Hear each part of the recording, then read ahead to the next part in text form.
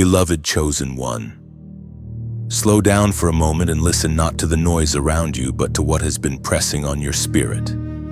What you are experiencing right now is not random exhaustion, not merely emotional burnout, and not a sign that you are falling behind in life. There is a spiritual dimension to the pressure you feel, and the reason it feels targeted is because it is targeted. You are not imagining this. You are discerning it. Some mornings you wake up already tense. Your body is present, but your spirit feels like it ran all night. You go through the motions getting dressed, commuting, opening your laptop, but inside, something feels alert, guarded, almost braced for impact.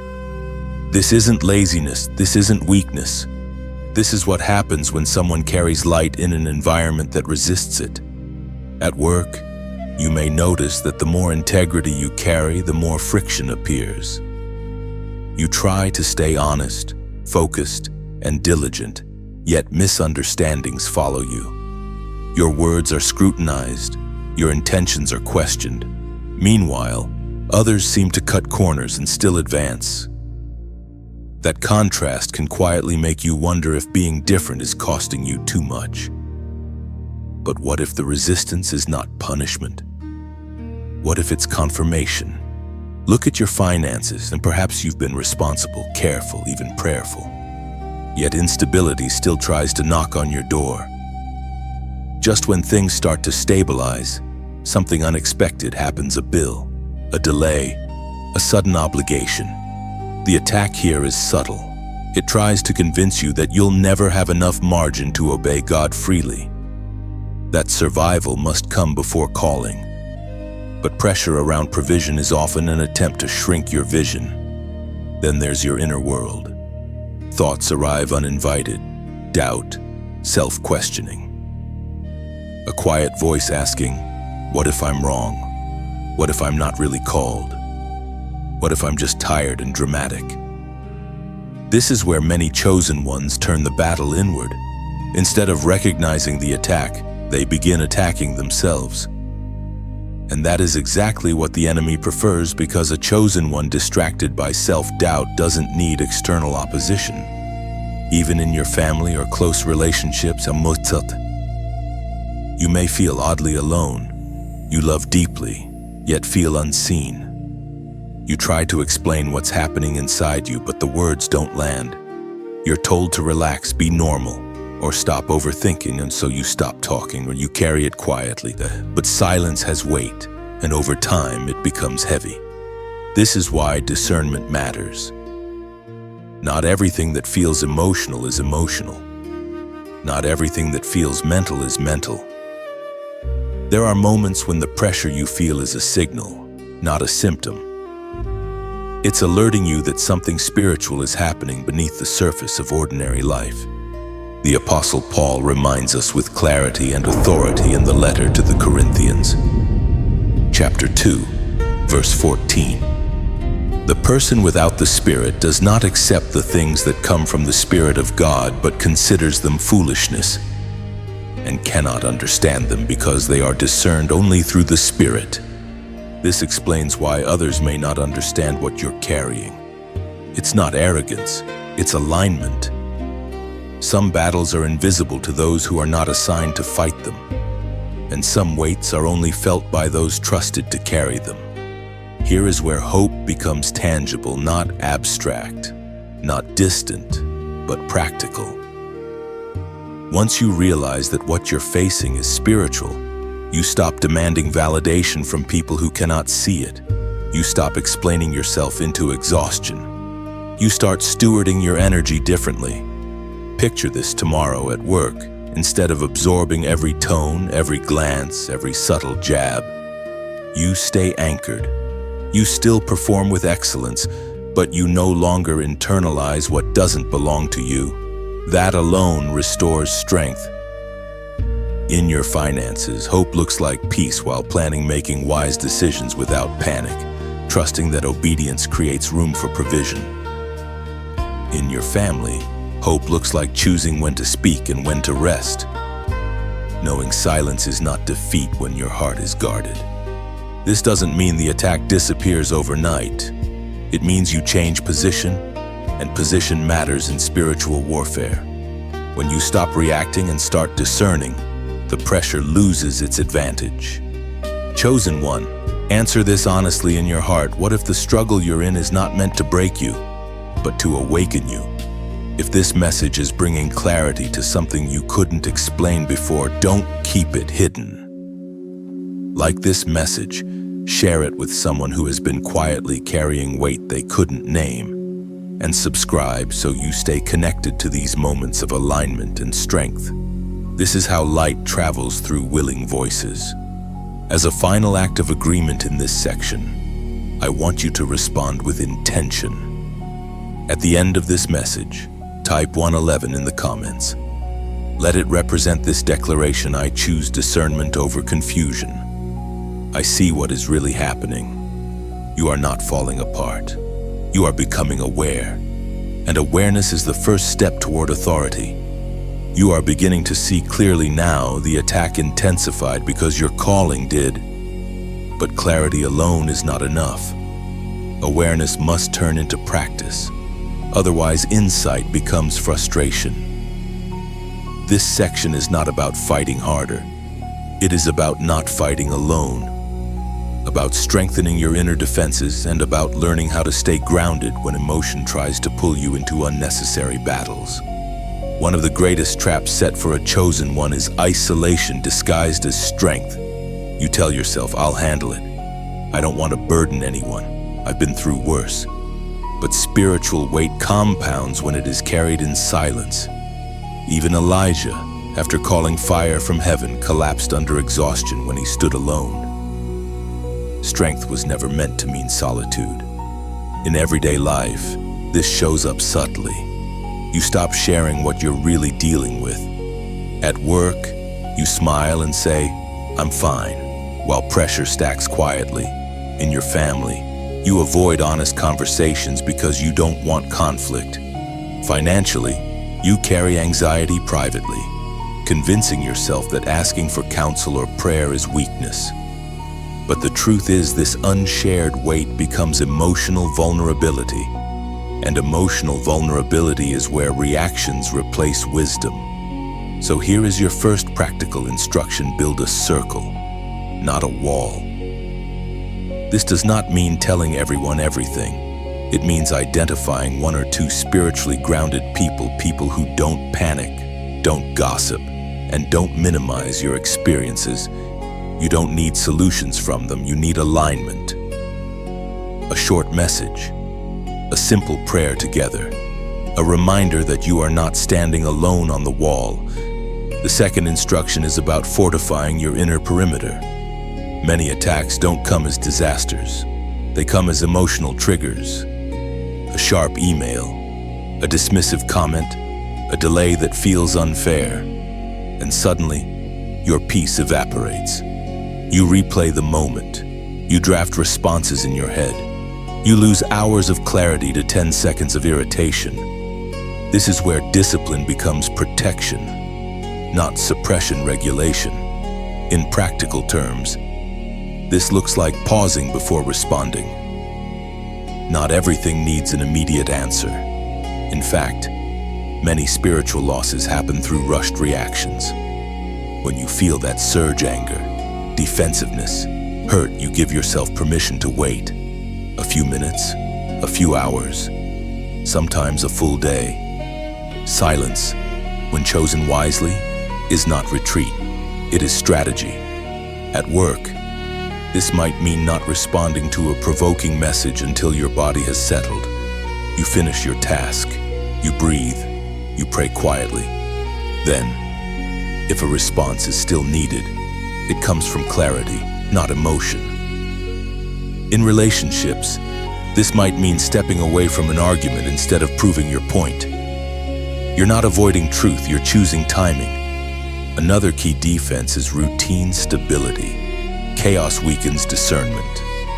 When your days lack rhythm, your emotions fill the gaps. Simple anchors matter more than you think: consistent sleep, intentional quiet moments, limited exposure to draining content. You don't need to overhaul your life. You need to remove what repeatedly destabilizes you.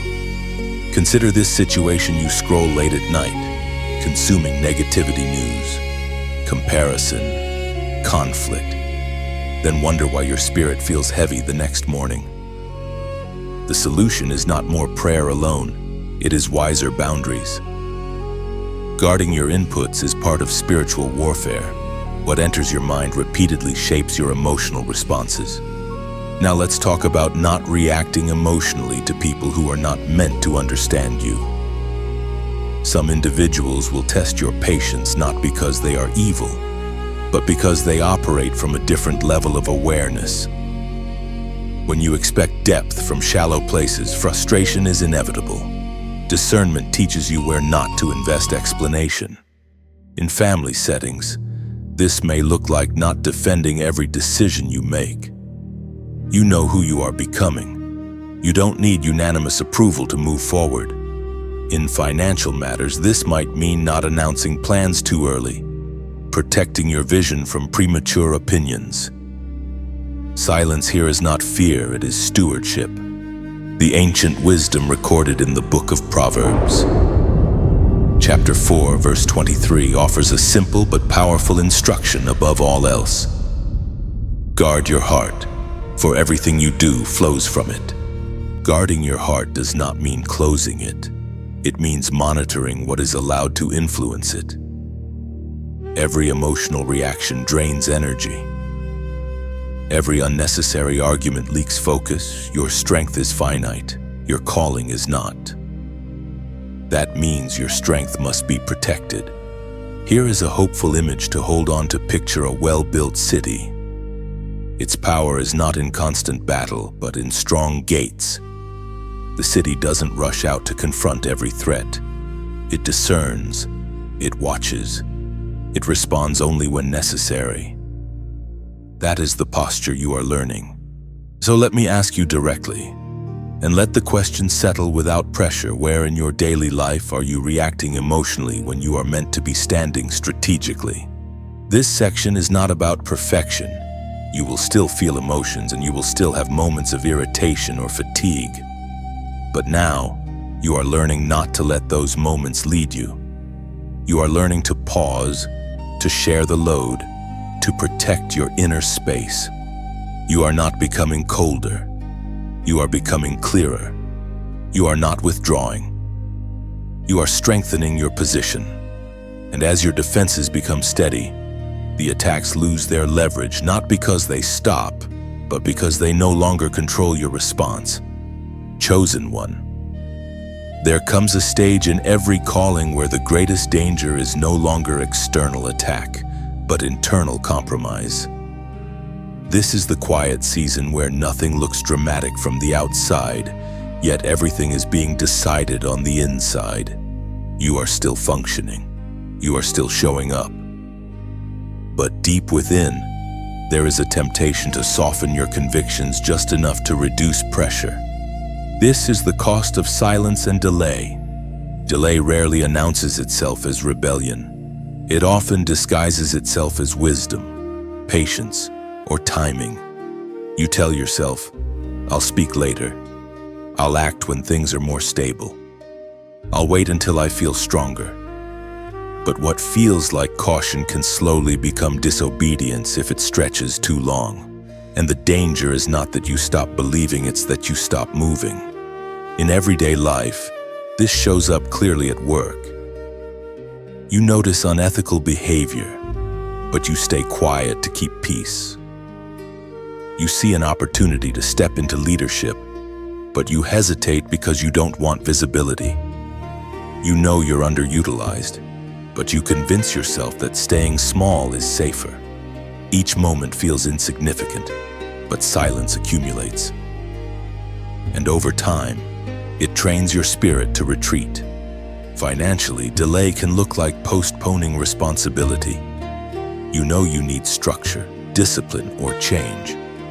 But fear whispers that now is not the right time. So you remain reactive instead of intentional. The cost isn't immediate collapse, it's prolonged stagnation. And stagnation quietly drains confidence. In relationships, silence becomes even more subtle. You stop addressing issues that matter. You avoid hard conversations and you choose surface harmony over deep truth. And while everything appears calm, resentment grows beneath the surface. What you don't confront externally begins to confront you internally. This is where many chosen ones feel the heaviest confusion. They ask, why do I feel distant from God? Why does my fire feel dimmer? Often, it's not because God moved. It's because obedience was postponed one too many times. Conviction ignored doesn't disappear, it dulls. The warning here is serious, but it is not hopeless. The ancient words recorded in the letter to the Hebrews, chapter 3, verse 15. Speak with urgency and compassion today. If you hear his voice, do not harden your hearts. Notice the word today, not tomorrow. Not when conditions improve, not when fear subsides. Delay is dangerous not because God is impatient, but because your heart adapts. What once felt heavy begins to feel normal. What once stirred urgency begins to feel optional. But here is the hope, and it is very real. Conviction returning is a gift. The discomfort you feel right now is not condemnation, it is invitation. It means your heart is still responsive. You are still listening. You are still reachable. Imagine this practical shift tomorrow. Instead of postponing that difficult task or conversation, you take one small step. Not everything, just one. You send the email. You make the appointment. You speak the truth calmly. You set the boundary. That single act breaks the momentum of delay. And momentum matters spiritually. At work, obedience may look like excellence even when recognition is absent, or speaking up respectfully when integrity is tested. In finances, it may look like setting a plan instead of avoiding the numbers. In family, it may look like choosing honesty over comfort. These are not dramatic acts, but they are decisive ones. Here's the key: obedience restores clarity. When you act on what you already know, confusion loses power. Peace doesn't always come before obedience, often it follows it. Let me ask you plainly, without pressure but with truth, what instruction have you heard more than once, yet still postponed? Do not answer out loud yet. Sit with it. Because the moment you acknowledge it, grace rushes in not to shame you, but to strengthen you. God never reveals the next step without also providing the strength to take it. Now, this is the moment to respond not as performance, but as alignment. I want you to comment a short phrase, no more than 3 words. I choose obedience. This is not about announcing yourself. It is about anchoring your decision. When you write it, you are not promising perfection. You are declaring direction. You are saying, I will not let delay decide my future. And here is the deeper meaning behind it. Obedience reopens flow. It sharpens discernment. It restores spiritual sensitivity. The fire doesn't come back through emotion, it comes back through action. You are not being rushed. You are being invited, and today still counts as today. When you write, I choose obedience, you are not claiming strength, you are choosing alignment. You are saying you will move even while afraid, speak even while uncertain, act even before feelings catch up. This declaration breaks hesitation, reactivates spiritual clarity, and signals that delay no longer has authority over your decisions. Chosen one. There is a quiet truth many forget in the middle of spiritual pressure. The enemy does not fear your potential nearly as much as he fears your authority. Potential can be delayed. Authority, once exercised, shifts atmospheres. And the reason the attack once felt confusing is because you did not lose your authority, you momentarily stopped standing in it. Authority is not loud. It does not argue. It does not rush. It settles. It anchors. It shows up the moment you stop asking external voices to confirm what heaven already spoke. Authority is what remains when fear no longer gets the final word. In daily life, reclaiming authority looks surprisingly ordinary. At work, it looks like walking into meetings without shrinking your presence. You don't over-explain every decision. You don't apologize for clarity. You speak when needed and stay silent when silence carries more weight. You stop reacting to moods in the room and start setting the tone. In finances, authority looks like calm stewardship. You don't panic by peace. You don't spiral when numbers feel tight. You plan. You adjust. You act with wisdom instead of urgency. Authority does not promise instant overflow. It promises stability of mind. And a steady mind makes better decisions than a fearful one ever could. In family and close relationships, authority looks like emotional maturity. You stop needing to win every argument. You stop proving your intentions, that you remain consistent even when misunderstood. And slowly, something shifts. People may not change immediately, but they begin to feel your groundedness. Peace starts following you instead of fleeing from you. This is the moment where your voice changes not in volume, but in gravity. When you speak from alignment, words land deeper. When you choose silence from wisdom, it speaks louder than reaction ever could. Authority matures when you stop leaking energy into battles that were never assigned to you. The Spirit spoke through the prophet Jeremiah, recorded in the book of Jeremiah, chapter 1, verse 9. Then the Lord reached out his hand and touched my mouth and said to me, I have put my words in your mouth. Notice carefully, authority was placed, not negotiated. You do not earn it by effort alone. You activate it through obedience. When you speak from that place through your words, your boundaries, your decisions, environments begin to respond. Here is a picture of hope that is very practical. Imagine the next moment of tension, an unfair comment, a sudden demand, a stressful decision.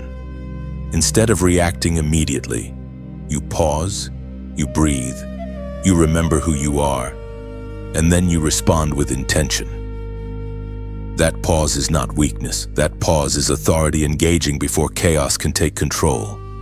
Authority also teaches you restraint. Not every challenge deserves your voice. Not every provocation deserves your attention. Some battles exist only to drain you. Wisdom helps you recognize when to pass by without explanation. You stop trying to be understood by those committed to misunderstanding you. That is not pride, it is discernment. Let me ask you directly, where have you been giving explanations to people who were never meant to hold your authority? This section is not about becoming someone new. It is about remembering someone ancient within you. Someone refined through delay, strengthened through endurance, and sharpened by pressure. Authority grows quietly, and then one day, you realize you are standing taller without trying. Now imagine this message like a path in a forest. No one pulls you onto it. You step onto it because something in you recognizes it as familiar. You walk it because it feels aligned, not because you were pushed. Some people, when they find a path that leads to water, choose to return to it. Some leave a small sign behind so others don't wander lost. Some decide to build nearby not out of obligation, but because storms are easier when you know where shelter is. If this place feels like that to you, pressing like is simply drawing water again from a well that refreshed you. If someone you know is walking thirsty without language for what they feel, sharing is leaving a lantern lit along their road. And if something in you senses steadiness here, subscribing is choosing to build your tent near a stream that won't run dry. Nothing is demanded. Nothing is forced. These are gentle movements made only by those who recognize nourishment when they taste it. Authority is reinforced through connection. It deepens when you stay near what strengthens you, and it multiplies when light is allowed to travel further than one life. You are not rising through noise. You are rising through alignment, and alignment always carries its own gravity.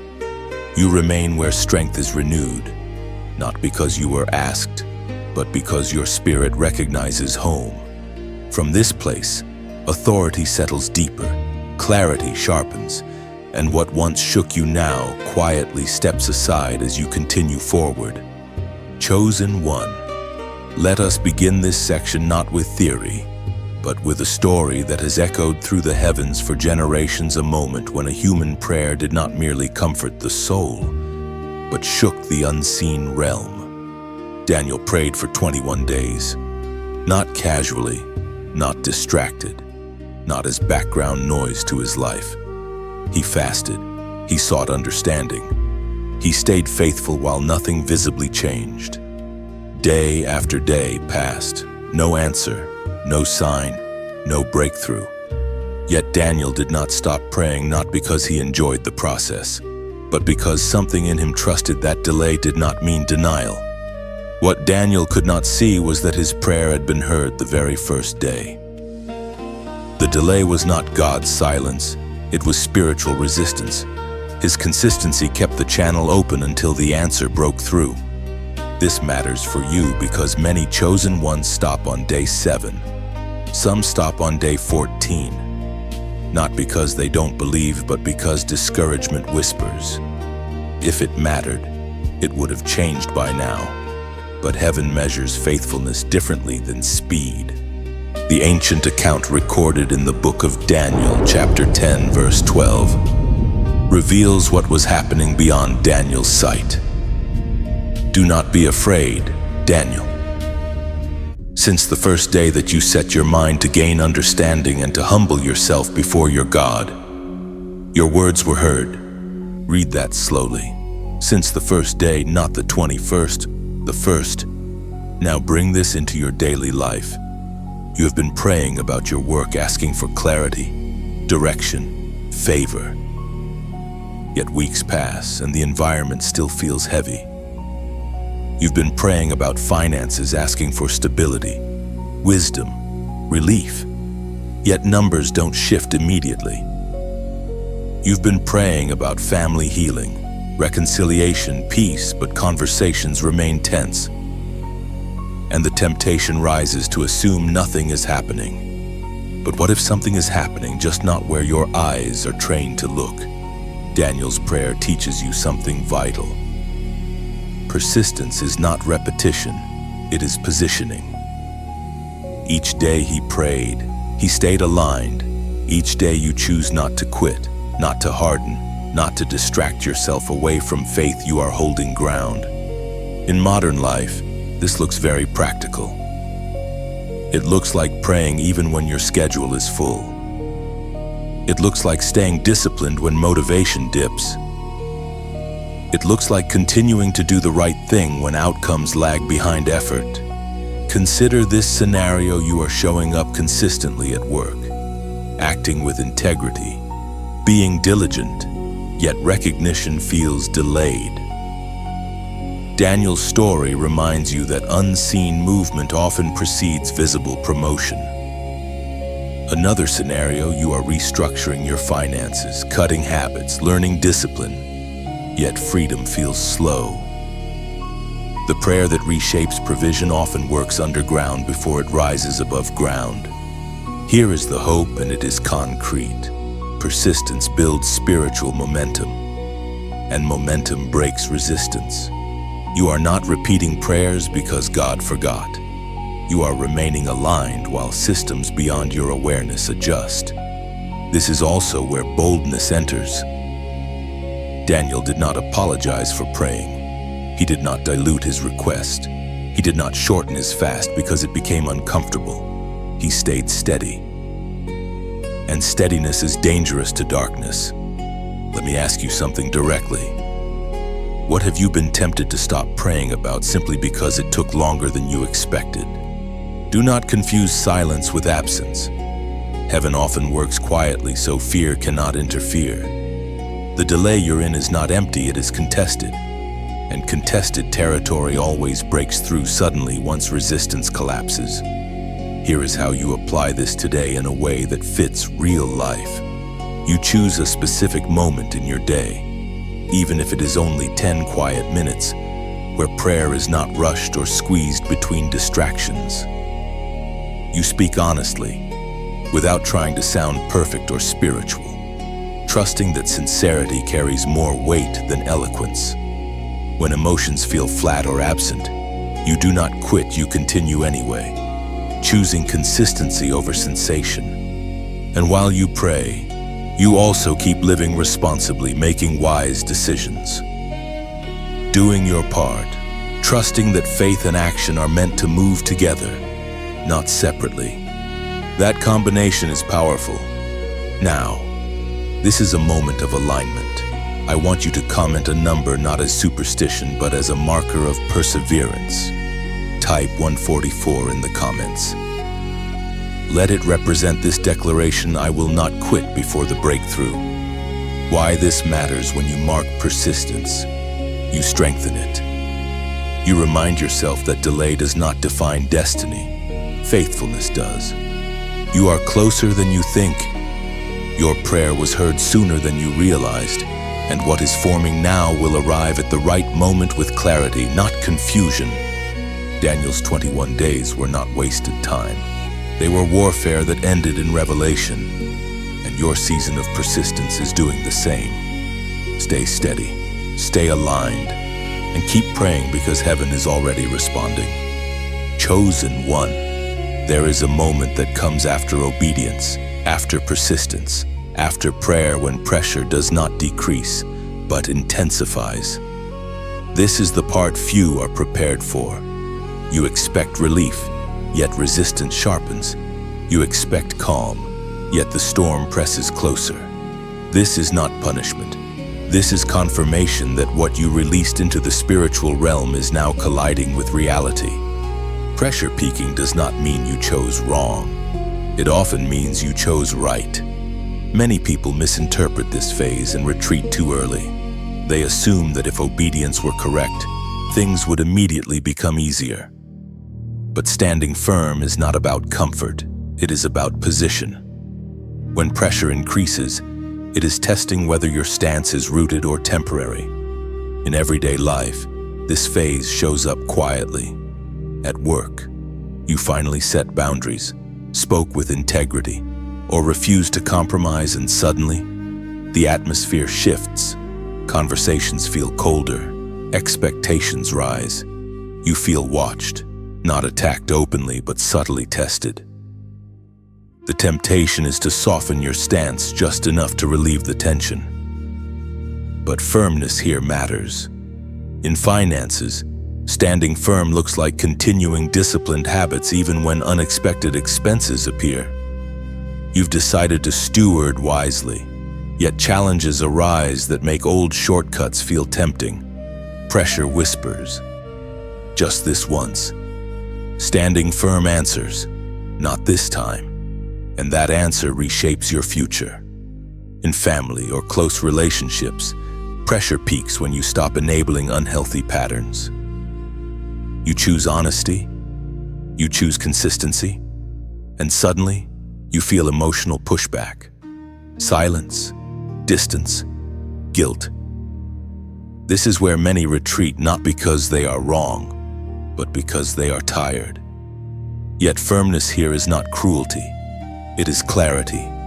Standing firm does not mean becoming rigid or harsh. It means staying aligned even when emotions fluctuate. It means your decisions are no longer controlled by the need to immediately reduce discomfort. This is where inner anchoring becomes essential. When pressure rises, emotions demand expression. They want reaction. They want release. But wisdom teaches you to feel without obeying every feeling. You acknowledge the pressure without letting it dictate your posture.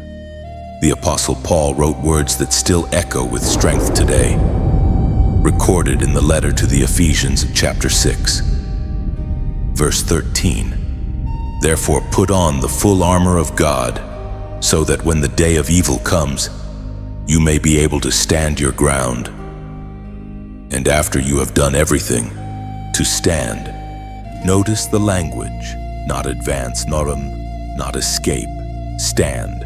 There are seasons when standing is the victory, when you do not quit, do not react, do not reverse course. Something powerful happens internally.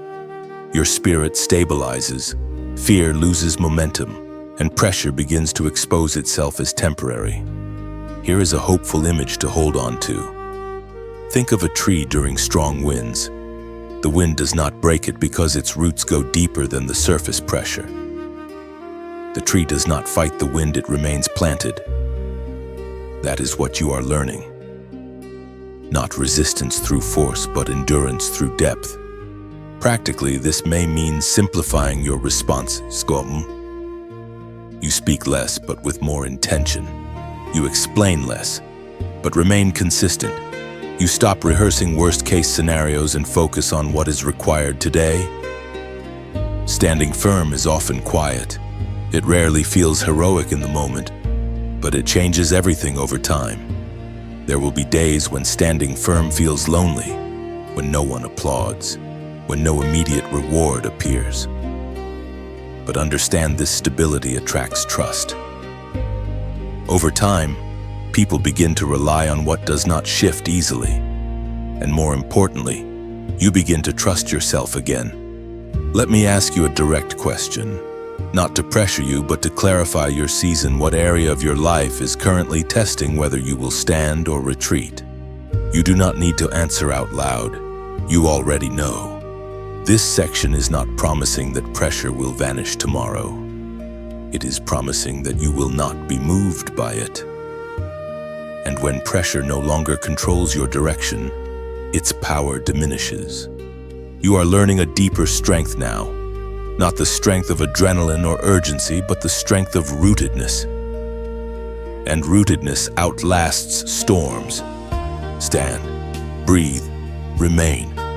What you are becoming cannot be shaken by what you are facing. You do not measure progress by noise anymore. You measure it by steadiness, the absence of panic, the return of clarity, the quiet confidence that remains even when outcomes are still forming. These are signs that something within you has settled into strength. There will be moments when nothing changes outwardly, yet everything has changed inwardly. You respond slower. You listen deeper.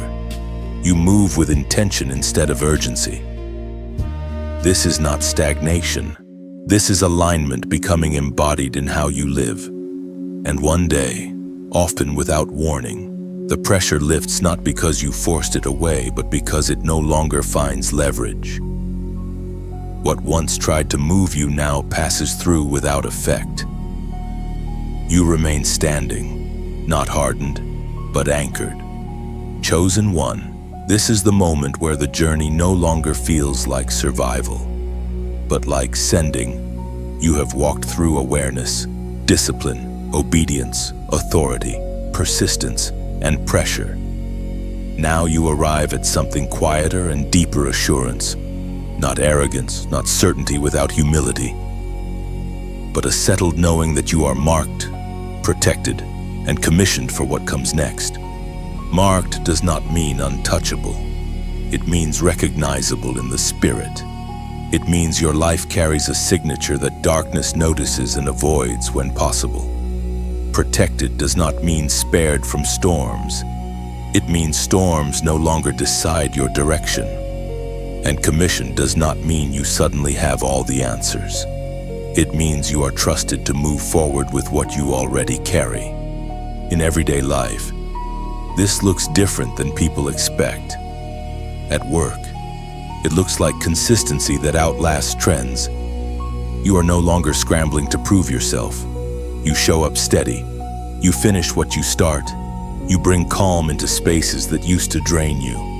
Others may not know why they trust you, but they do. That is marking. In finances, being marked and protected looks like wisdom maturing. You are no longer chasing quick fixes or panicking over fluctuations. You think long-term. You choose stewardship over impulse. Provision begins to feel less like a miracle you beg for and more like a flow you respect. That is protection. In family and relationships, commissioning looks like influence without control. You are no longer trying to save everyone. You model health. You speak when needed. You rest when it's time. And without forcing anything, people begin to feel safer around you. Your presence carries permission to breathe. This is not accidental. This is the fruit of endurance. The ancient words written in the letter to the Romans, chapter 8, verse 37, declare a truth that seals this journey. In all these things we are more than conquerors through Him who loved us. Notice the phrase "in all these things." Not after they end, not once they disappear. In the middle of pressure, in the middle of uncertainty, in the middle of becoming, you are not merely surviving, you are overcoming while walking forward. There is a specific hope here that deserves to be named. One day, you will look back at this season, the confusion, the resistance, the quiet battles, and you will realize they did not delay you. They prepared you. They taught you how to carry weight without breaking, clarity without pride, authority without aggression. Let me ask you one final, direct question: who might find courage simply by watching how you walk from here? Because this is how commissioning works. It is not announced with titles. It is recognized through example. Others begin to follow paths you cleared without realizing it. They drink from wells you protected without applause. Light travels further than you will ever see. Think of this message not as an ending, but as a shoreline. Some people pass through briefly, wet their feet, and move on. Others sit for a while, listening to the rhythm, letting waves recalibrate their breathing. And some recognize that this shore is part of a larger map, that returning here helps them remember who they are. When something nourishes you like that, your response is never forced. It is instinctive. You return because it strengthens you. You leave a sign behind because you know others are searching. You stay connected because growth happens best where roots are watered. If this journey has steadied you, leaving a like is like placing a stone on the path, quietly saying, "This way helped me stand." If you know someone walking through pressure without language for it, sharing is like extending a hand across a narrow bridge, so they don't have to cross alone. And if you sense that these words align you again and again, subscribing is choosing to keep your camp near a fire that reminds you of your calling when nights get cold. None of these are obligations. They are recognitions. They are movements made by those who understand the value of what sustains them. Before you go, I invite you to leave a comment, not long, not elaborate, just a sentence that reflects what this journey awakened in you. Not for performance, but for anchoring. Words have weight when they are chosen with intention. You are not ending a message, you are continuing a walk, marked not to be hidden, protected not to be passive, sent not to rush but to move with purpose. Walk forward now. What you carry is enough, and what awaits you will recognize you when you arrive. You do not leave this place hurried or uncertain. You step away with measured breath and steady sight, carrying assurance like a quiet seal. What was spoken here continues working within you long after the sound fades. And when future days test your resolve, you will remember this stillness, not as emotion, but as truth anchored deep. You move forward knowing you were prepared, protected, and sent exactly for this unfolding path. You do not need to decide anything right now. This ending is not a door that closes, but a window left open. What you have heard is allowed to settle at its own pace, like dust falling after a long road. Some words will stay with you clearly. Others may return later, unexpectedly, when life creates the space to understand them. If this message has been useful to you, if it helped you name something you were carrying without language, you are free to pass it on.